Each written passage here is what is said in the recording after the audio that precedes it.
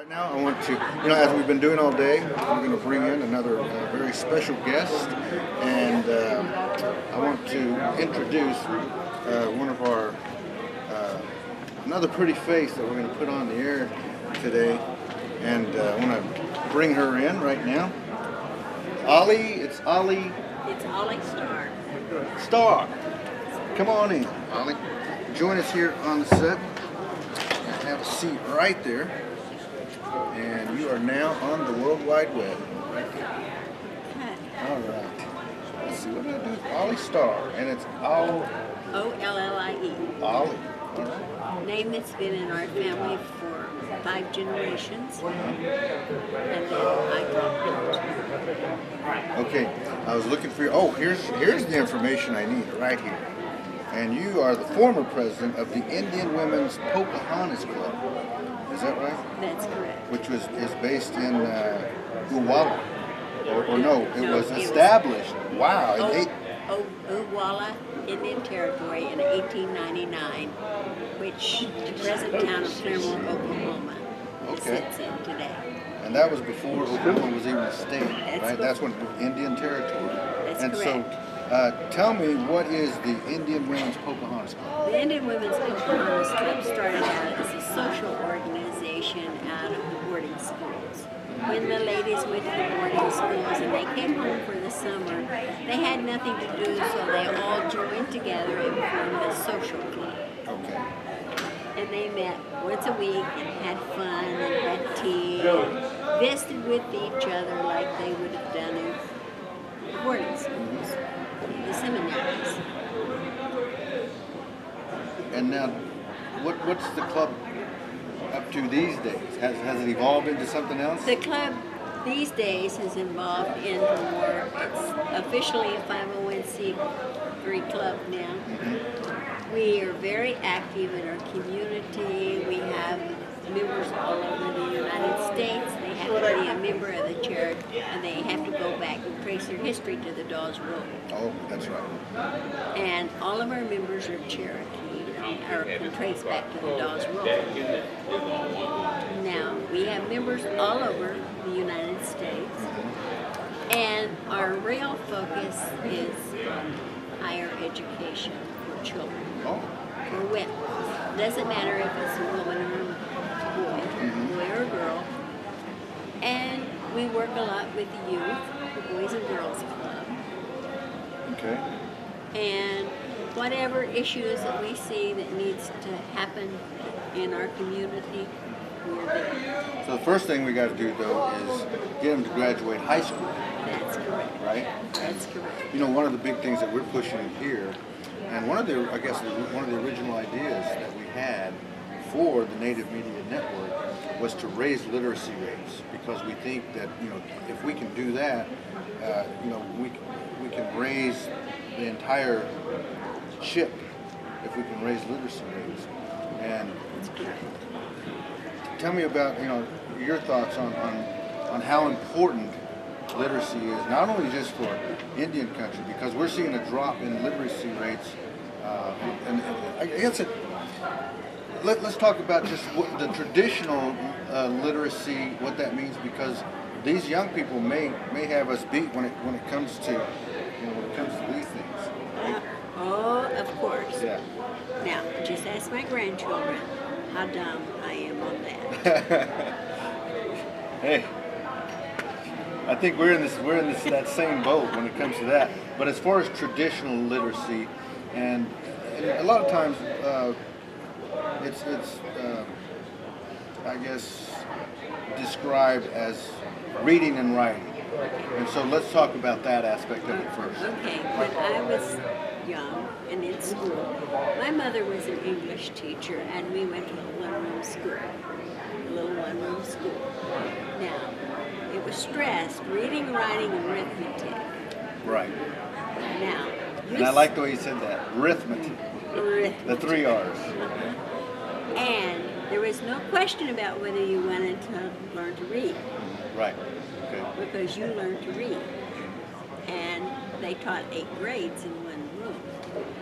So when you weren't reading, you were listening to other people read, and you learned how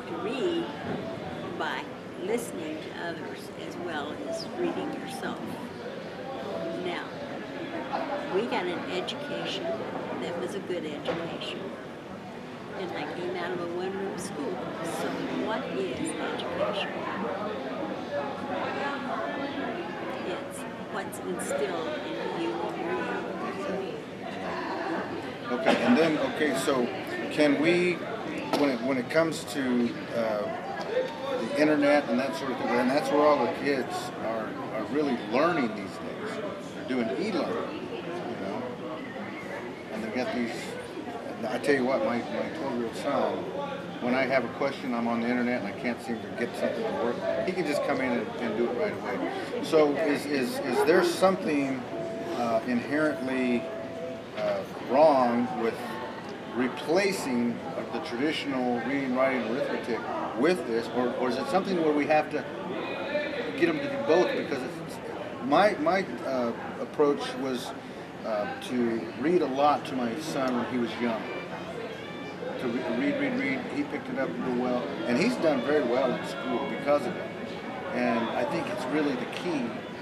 But I don't, and I really don't discourage him from learning from the web. Well, I don't discourage them from learning from the web either. However, I do insist that they have a personal conversation with you. Yes. And leave the phone alone while they're talking to grandmother. Okay. I like that. So, you know, I think it's called, there's other things in the world other than media.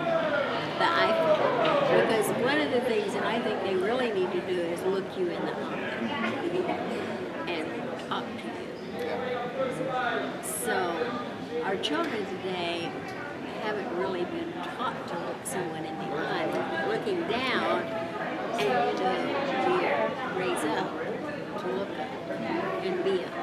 So anyway. So the thing that I would encourage more than anything is to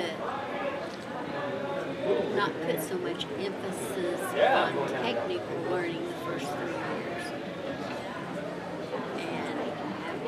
And even, I would say even later than that. okay. You know, because he really didn't. I didn't let him on the computer until he was my son. I mean, he was about 6, maybe 7, and then he so slowly got into it. And you know, he's just as proficient as his other friends who might have started earlier. But also I like that you said to talk, because we talk a lot. We rarely text each other. I want to talk. I want to hear your voice. And if you're not there, and then when you are there, same thing. I want you to come over here. Let's sit down. Let's talk. Let's have a conversation. And let's look at each other. In our world, when I was growing up, oral communication was very important. Because writing was only to do your lessons and or things like that. Or maybe to send a letter to someone who's far away. Right. To write to our uncle that was in the military. Yeah. Send him letters. So our writing skills were good because we had to write cursive. Oh, yeah. I mean, That's a lost art. you know, oh. So we had to write cursive writing. Now, I feel that our children are not learning to write, and they're not learning to write with their hand and eye coordination. And that's very important to have hand-eye coordination. Yeah, I agree. And I mean, and it not only helps you in your schoolwork, but you know, that you're going to end up.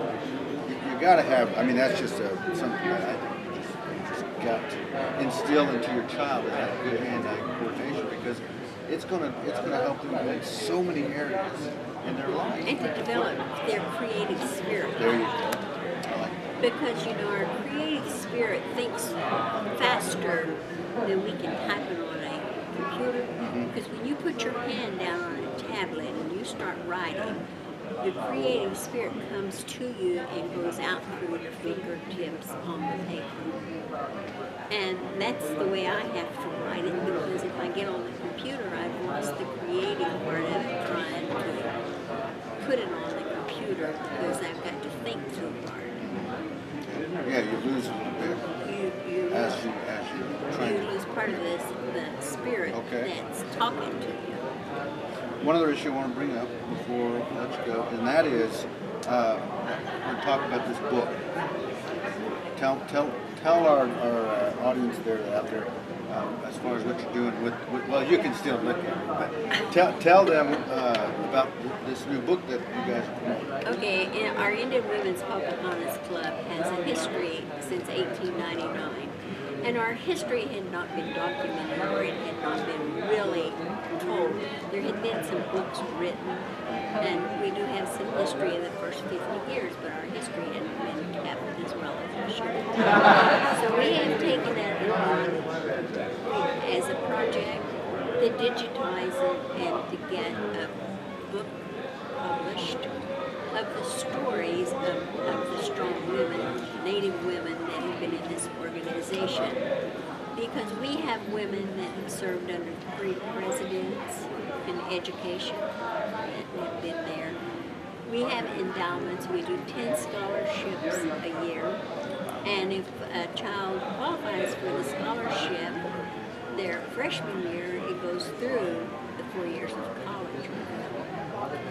Now, we give the money directly to the child to spend as they need to spend it. Now, it doesn't go to the college, so...